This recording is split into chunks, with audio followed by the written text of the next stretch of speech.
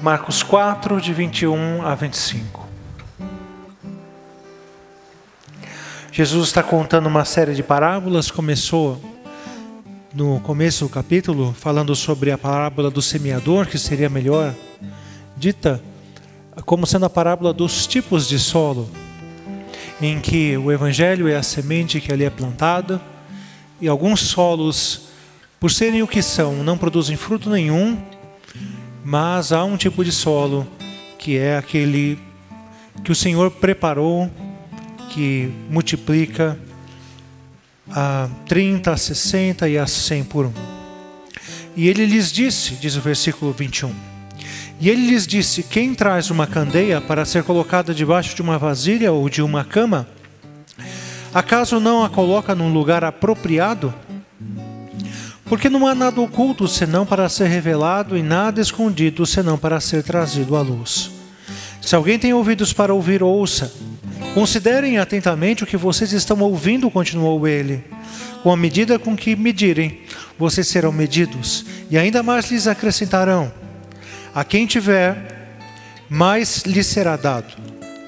De quem não tiver, até o que tem, lhe será tirado. Hoje é um dia que eu considero muito triste para o paulistano. Aqui em São Paulo acontece um dos eventos mais infames, segundo a palavra de Deus, que é a parada, por eles, do orgulho gay. São pessoas que talvez há 10 anos elas quisessem manter em segredo as suas opções sexuais, 15 anos, 20 anos, mas que hoje elas resolveram sair do armário. E o interessante é que elas se sentem orgulhosas por isso, elas querem divulgar isso e elas sentem que têm o dever de fazerem isso, de anunciar, de proclamar o que estão fazendo, o que creem, quais são suas preferências. Essa é uma situação muito triste. Na verdade, quando o profeta no Antigo Testamento diz que o meu povo trocou o poço de águas vivas, ou um rio de águas vivas, por um poço de cisterna, por um poço de esgoto, é exatamente isso.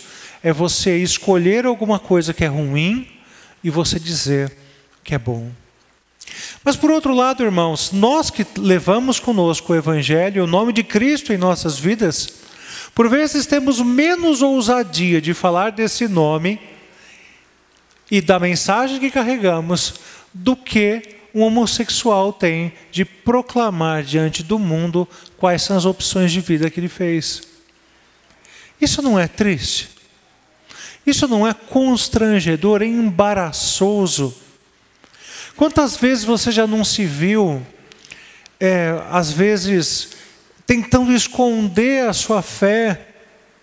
Às vezes eu percebo muito isso no ambiente de trabalho de vocês. De alguns de vocês, eu já tive a oportunidade de estar nesse ambiente de trabalho e eu presto muita atenção como é que eu vou ser apresentado aos seus colegas de trabalho. E alguns sem problema nenhum, aliás, graças a Deus, a maioria sem problema nenhum diz que é o meu pastor, ou é o pastor Fernando, tal, e me apresenta. Mas alguns falam, esse aqui é um colega meu, um amigo meu, de fora da empresa. Eu já fico, que será? Por que será que está falando desse jeito? Às vezes a gente tem, não que isso signifique muita coisa, ou que eu signifique muita coisa, mas o problema é o que está por trás. É o fato de você tentar esconder o fato de você ser um cristão comprometido, que frequenta uma igreja. Irmãos, nós somos chamados de luz. Deixa aqui me explicar um pouquinho melhor o contexto da parábola. Pensa o que o texto está dizendo. Não se acende uma candeia para ser colocado dentro de uma vasilha ou de um alqueire. O alqueire é uma medida. Era como se fosse uma lata ou um vaso que era usado para medir as coisas. Assim como a gente usa, vou colocar 3 xícaras de farinha nesse bolo. Na verdade, você não está colocando 3 xícaras lá dentro. Você está colocando 3 medidas daquela xícara lá dentro. O alqueire era uma medida.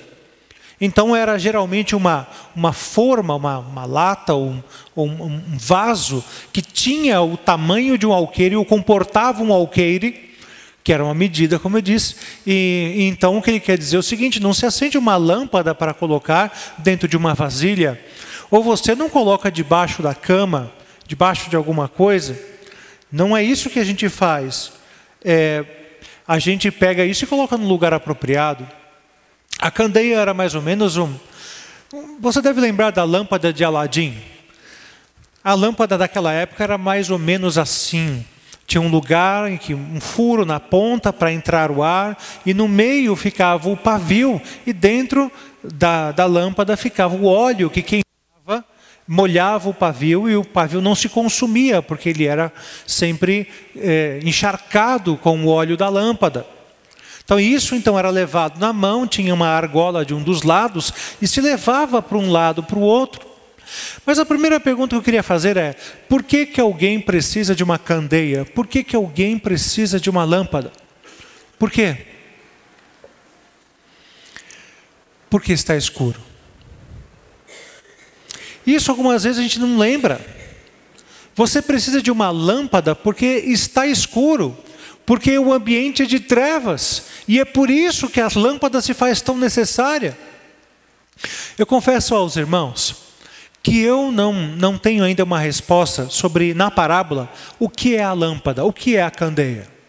Porque se nós olharmos essa parábola como derivada da parábola anterior, em que a semente era a palavra pregada, a mensagem do Evangelho, que impactava o solo para que fizesse crescer a semente.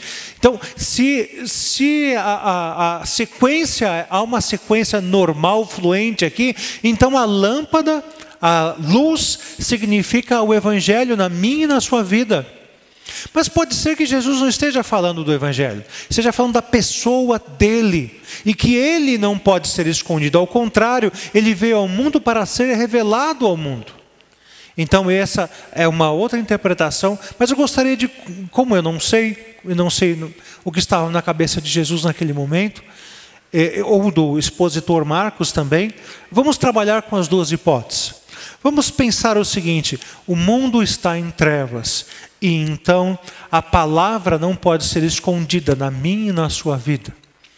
A primeira interpretação, então, de que a luz é a palavra, seguindo a linha de raciocínio da parábola anterior.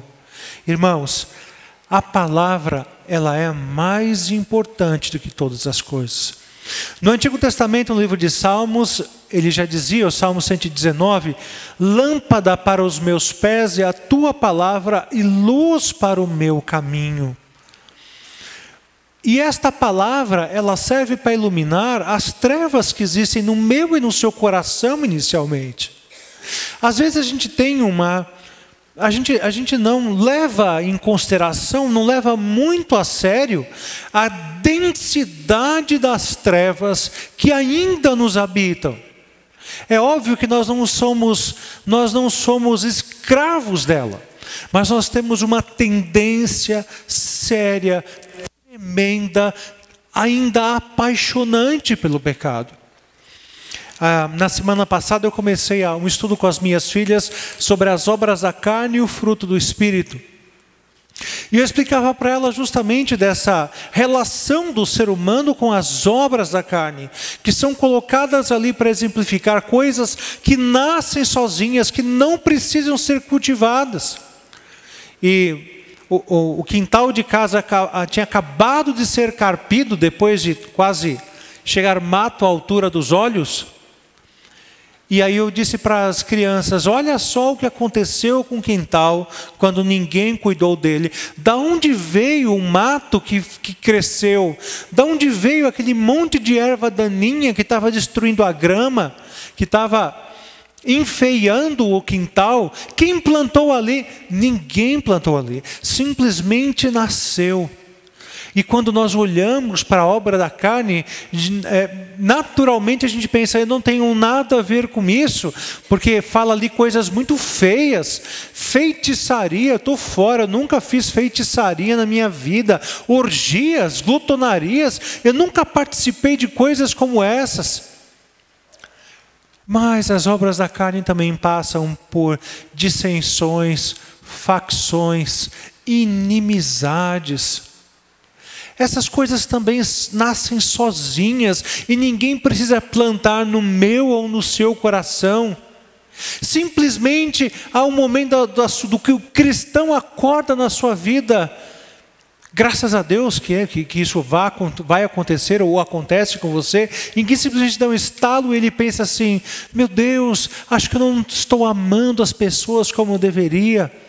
Eu estou amargurado, eu estou esperando sempre o mal dos outros. Eu olho as pessoas e parece que elas estão querendo o meu mal e eu estou sempre achando que alguém está confabulando contra mim.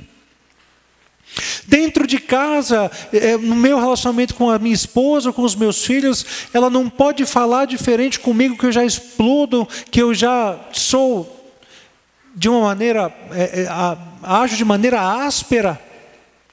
Quando nós discutimos, eu trago coisas do passado de anos e anos e jogo na cara dela ou na cara do meu marido. Percebe, irmãos, essas coisas todas, elas nascem sozinhas.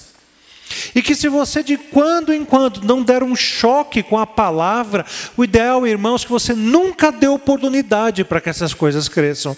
Mas se elas estão lá, você precisa se Jesus Cristo é chamado de o agricultor, aquele que cuida, ou Deus é chamado de agricultor, Ele também é aquele que carpe o terreno, que pode arrancar essas coisas todas, tirá-las de lá, porque elas nascem sozinhas se você não tomar cuidado. E isso é muito importante, porque você, olhando para a sua vida, acho que você precisa se ver como se fosse um jardim. Será que o mato não está alto? Será que a grama não foi encoberta? As flores sufocadas? Os frutos mortos? Porque eu permiti que ervas daninhas, que mato crescesse de uma maneira descontrolada. Verifique, irmãos, que ainda há uma grande inclinação ao pecado na nossa vida. E eu tenho que lutar contra isso. Quando Paulo fala, mais uma vez, daquele texto de Gálatas 5, as obras da carne e o fruto do Espírito, Paulo está preparando o cristão para uma guerra. E essa guerra, irmãos, ela não é necessariamente, aliás, ela não é primariamente contra o pecado, contra o diabo, mas é uma guerra interior, contra você mesmo. A carne milita contra o Espírito, e o Espírito milita contra a carne, para que você não faça o que seja do seu querer. Essa é a expressão que Paulo usa ali em Gálatas capítulo 5. É uma guerra dentro do seu coração, pelo domínio, pelo controle da sua vida, para que você deixe a palavra em secreto. Mas na verdade não é a palavra que precisa diminuir, é o pecado. Porque quando a lâmpada chega, por maiores que sejam as trevas se dissipam diante da palavra, se dissipam diante da luz, ela não consegue prevalecer. E é isso que o Senhor nos convida, a um exame interior, e você colocar para fora, trazer essa luz, para que as trevas naturais do seu coração, elas sejam dissipadas. Já dizia alguém que não existe escuridão, não existe o escuro, o que existe é a ausência da luz. E essa é a situação, isso é atribuído a Einstein, né? Essa é a situação do nosso coração. Normalmente ele é escuro, normalmente ele está em trevas, e a palavra precisa ser colocada, inserida, forçada, para que esta luz, para que estas trevas vão embora. Mas vamos considerar o conteúdo da palavra que é Jesus. Vamos pensar aqui então que talvez Jesus estivesse falando de si mesmo. Ora, eu sou a luz do mundo. ele já é dito sobre ele. Ele é a luz que brilha diante dos homens, diz João na sua primeira carta. Vamos considerá-lo então dessa forma. Ora, então Jesus precisa ser colocado no lugar específico da sua vida. Pensem, irmãos, pensem no contrário. O que você coloca debaixo da cama ou guardado dentro de um pote no armário? Ele diz assim, não se coloca a luz nesses lugares. Por quê? O que se coloca nesses lugares? Se eu for na sua casa e me ajoelhar diante da sua cama e olhar para debaixo dela, o que eu vou achar ali? Pensa. Eu vou abrir aqui as portas da minha casa para você conhecê-la um pouco melhor. Debaixo da minha cama, do meu quarto, tem colchões. Aí, eu já estou olhando a Suênia com cara de brava aqui para mim. Não façam isso, vou ter que depois prestar conta lá em casa. Debaixo da minha cama tem vários colchões que já são usados quando visitas vêm, se as camas que tem não forem suficientes. Tem algumas malas que só saem dali quando é uma viagem muito longa, que precisa de muitas malas, são as malas velhas. E tem um monte de cacareco. Outro dia, olhando debaixo da cama uma das minhas filhas, a Suênia, quando foi limpar, achou um osso de frango. Eu não sei o que fazia ali, mas que tinha. Imagina que naquela época se colocava um pinico debaixo da cama. É muito comum. Aliás, não precisa ser naquela época, não. Há poucas décadas se fazia isso. Né? Os idosos mantinham um pinico, porque o banheiro às vezes era fora de casa. Não tinha banheiro dentro de casa. Aí você pensa, irmãos, no que é que você está transformando o seu Redentor? Em coisas, colocando ele em lugares em que vai lixo, em que vai tralha, dando a ele a prioridade que coisas ruins, só coisas ruins recebem. Por que você faz isso com ele? Ele é o seu Redentor. Toda a sua vida deveria ser em órbita do seu Redentor. Lembrem-se, irmãos, que quando nós fomos libertados do pecado, nós não fomos libertados absolutamente, mas nós fomos libertados do pecado. Isso quer dizer que eu não sou de fato livre.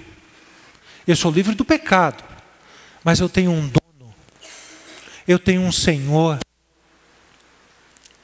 Ele me comprou com o seu sangue,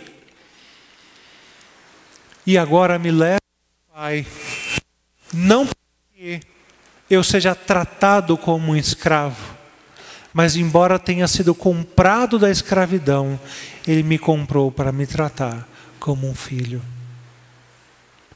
E o que nós fazemos com Ele? E que lugar Ele ocupa na minha vida, na sua vida? Qual é o lugar? Que prioridade você dá para Ele?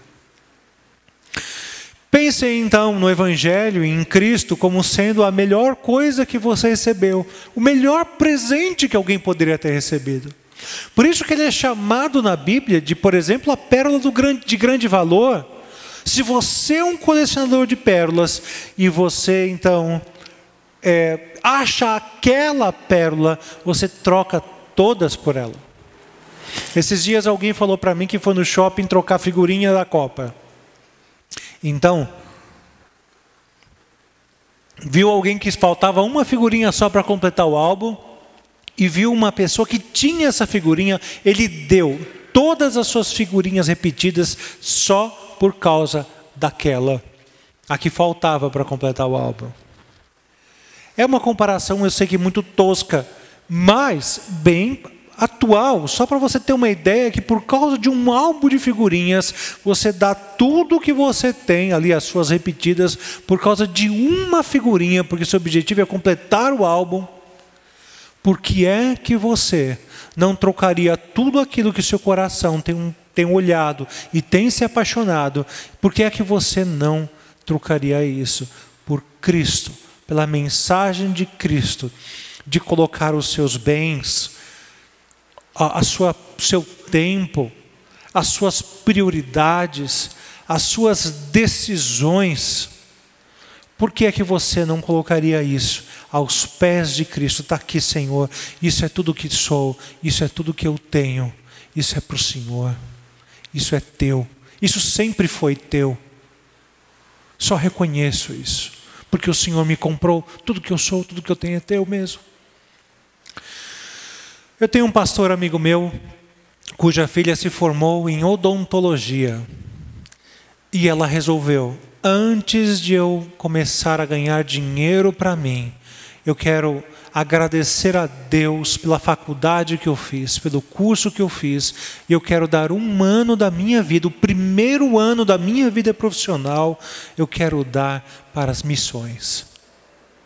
E ela passou 1 ano no Senegal, trabalhando como missionária e como dentista no meio da população carente, servindo aquele povo e pregando o evangelho para aquele povo. Quem é que hoje em dia faz uma coisa dessa? E aliás, eu digo assim, se você quer evangelizar, a odontologia é um dos caminhos, melhores caminhos, né? Porque é uma coisa difícil quando você pega o evangelho, é ver as argumentações da pessoa que vai retrucando, né? E se a pessoa está ali de boca aberta na sua frente, e você com o motorzinho vai ali em cima dela, ela olha, concorda com tudo que você vai dizer para ela. Enfim, irmãos, faz um desafio desse, de se colocar a serviço do reino, de uma maneira integral, de uma maneira... não estou fazendo favor para Deus, isso é o mínimo, é a minha obrigação. Nós vamos ter agora o Betel em Ação, no Jardim Colombo de novo, é uma excelente oportunidade para você se integrar nesse projeto. Se você não foi no final do no ano passado, você não sabe o que você perdeu. Você não tem ideia como o maior ganhador é aquele que dá. Jesus já tinha dito isso, não é? Maior é o que dá do que aquele que recebe. É assim que nós nos sentimos quando nós damos de nós. Cristo não pode ser escondido na minha vida ou na sua vida. Eu já contei aos irmãos algumas vezes aquela história dos garimpeiros que acharam uma grande pepita de ouro. Então aqueles 2 garimpeiros voltaram do garimpo com a pedra escondida, dizendo: ninguém pode saber o que nós achamos, é muito valioso. E eles entraram na pequena cidade perto do garimpo para arrumar as coisas e ir embora com aquela pepita. E quando eles entraram na pequena casa para arrumar essas coisas e saíram à porta, estava toda a cidade reunida em volta, dizendo: queremos ver a pepita. Mas como souberam? Como descobriram? Não adiantava. Eles entraram na cidade com os olhos brilhando, com os olhos alegres. Entraram na cidade transbordando uma mensagem que na verdade não podia ser de maneira nenhuma contida dentro deles. Eles explodiam aquela novidade. Já viram isso? Eu não consigo me controlar, eu quero muito falar disso para todo mundo. Você já passou por uma situação dessa? De guardar segredo de alguma coisa boa? Não é assim que a gente se sente? Por isso, Jesus Cristo devia ser a boa nova incontida. Mesmo que tentassem, nós explodimos essa mensagem. Nós transbordamos essa mensagem diante do mundo. Pois bem, irmãos, você não pode manter segredo da palavra, a palavra não pode ser segredo na sua vida, nem o seu Salvador diante do seu testemunho para o mundo. Não pode ser. Aliás, tem mais coisas ainda. Isso é tão sério, que Jesus aqui usa uma expressão que ele usa poucas vezes. Só quando ele quer dar muita ênfase, muita importância para aquilo que ele está falando. E ele fala, quem tem ouvidos para ouvir, ouça. Vocês entenderam? É para levar isso a sério. É para você entender que isso é muito importante. Se alguém tem ouvidos para ouvir, ouça o que eu estou falando. Irmãos, o Salmo 50 tem uma expressão que eu gosto demais no seu final. Deus fala assim, você pensava que eu era teu igual, mas eu trarei à luz as obras que vocês têm praticado. Às vezes a gente faz isso muito com os filhos, né? Você vai apanhar, você vai ficar de castigo. Na verdade, isso nunca acontece, isso nunca vem, é só uma ameaça. E a gente nem deve fazer isso, né? A gente deve cumprir com o que nós estamos falando. Mas Deus não é assim. Deus não vem em ameaças vazias. Lembrem-se, irmãos, do ministério profético no Antigo Testamento. Se você pegar todos os profetas juntos, na verdade eles estão repetindo as leis de Deus do Pentateuco.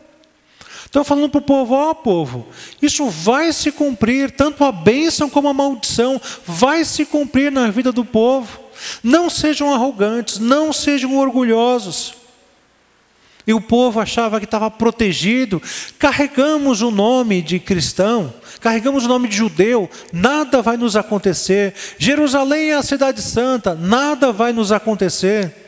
Eu sou presbiteriano, então eu sou predestinado, nada vai me acontecer. Irmãos, vejam, irmãos, que não é essa a recomendação bíblica. Entenda que o Evangelho precisa ser visto na sua vida, como o presbítero Marco Antônio falou aqui alguns momentos atrás. O Evangelho precisa ser visível. Às vezes a gente acha, às vezes a gente fica meio arrogante com o passar do tempo na vida na igreja. A gente começa a fazer as coisas, a viver uma vida meio estranha diante de Deus, achando que a gente deve algum favor para Ele. É verdade que ninguém vai dizer isso com essas palavras. Mas, por exemplo, se você tem alguma responsabilidade na igreja, qualquer que seja ela, desde cuidar da mesa de som, ou reto projetor, né? Estou aqui revelando a minha idade. Ou então você vai varrer o quintal, fazer o café, tocar o piano, ou pregar, servir a ceia. Imagine que você tem alguma responsabilidade na igreja, cantar de alguma maneira. Você já não se pegou pensando assim, vou fazer um favor para esse povo, eu não estou com vontade, mas eu vou lá, senão depois vão cobrar de mim. É meio que um favor que eu estou fazendo. Meus irmãos, nós não temos favor para com Deus. Tudo o que fazemos é por graça. Deus fala ali em 1 Pedro que Deus nos dá todas as coisas, tudo o que é preciso para que nos tornemos coparticipantes do Evangelho. Coparticipantes. Vocês já imaginaram que um rei, ele é o vitorioso e ele vai à guerra com o melhor exército, com a vitória garantida, e chama você para estar do lado dele? Hoje eu vi uma coisa interessante, o professor trocando mensagem com o aluno, e o aluno fala: professor, dia tal de junho, dia 12 de junho, o senhor marcou prova, mas tem jogo do Brasil. E o professor responde de volta: e você foi convocado? Nós já pensaram nisso? Você tem a taça na mão e simplesmente você, o que é como se fosse eu mesmo aqui, que sou um zero à esquerda no futebol, você é convocado para participar de uma vitória. Não é uma batalha, é uma vitória. E você acha que isso é um favor que você está fazendo. Isso é graça, irmão. Isso não é favor. Quer ver uma coisa legal? Por que você acende uma luz de noite? Por que se acende uma luz de noite?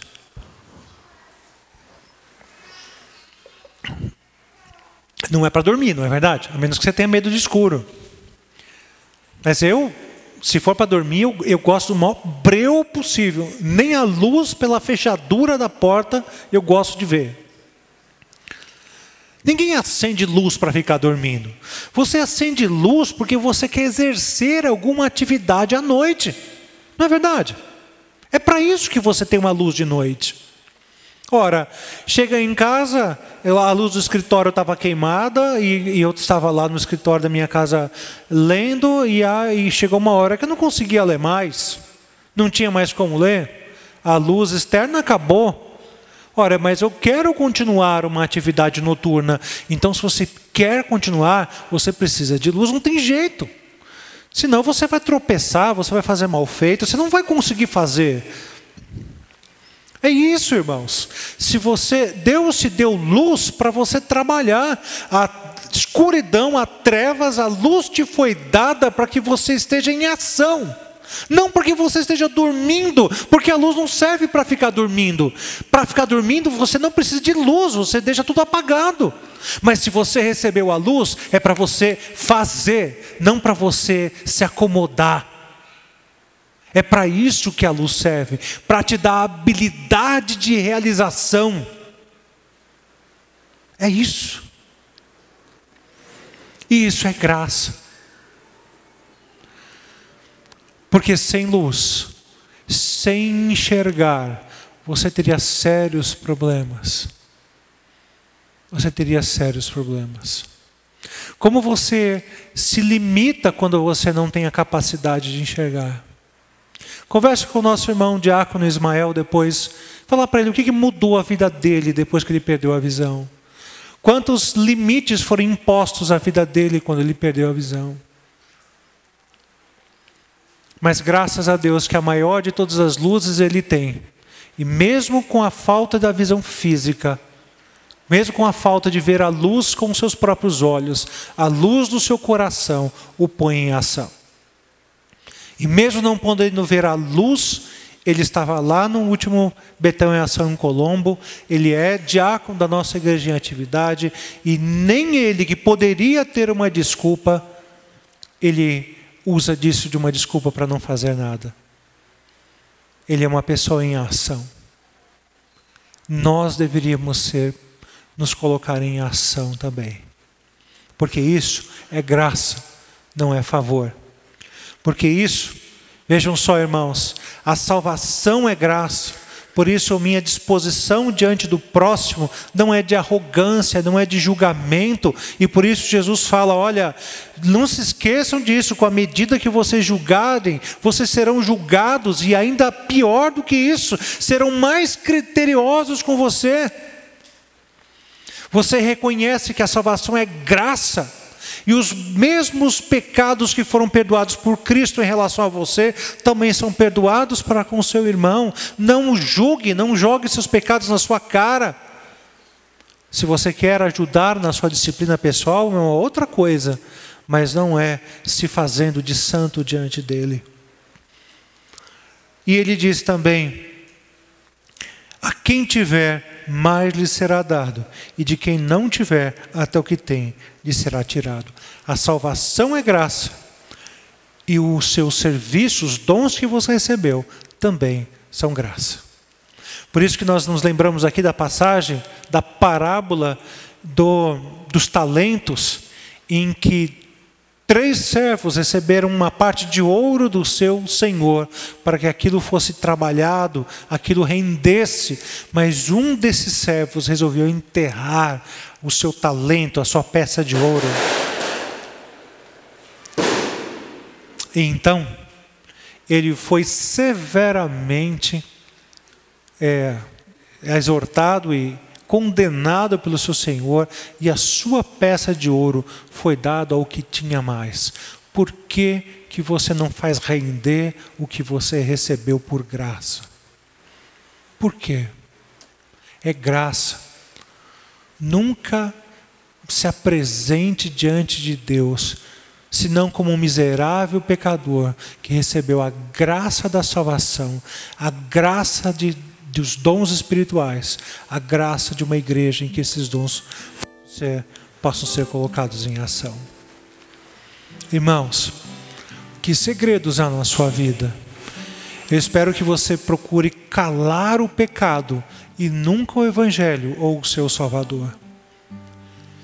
Eu espero que você tenha o orgulho, entre aspas, se orgulho pode ser usado como uma virtude em algum momento, de fazer, como diz, se não me engano, aqui em Isaías 44, os primeiros versículos, quando o profeta anuncia: vai chegar um momento, vai chegar uma hora em que aqueles que são do Senhor porão na sua testa o nome do Senhor, e escreverão nas suas mãos o nome do Senhor, e sairão nas ruas com as mãos levantadas, dizendo: eu sou do Senhor. Que sejamos esses nós, que nós nos identifiquemos com esses, e não com aqueles, com os agentes secretos do Evangelho, porque isso não existe.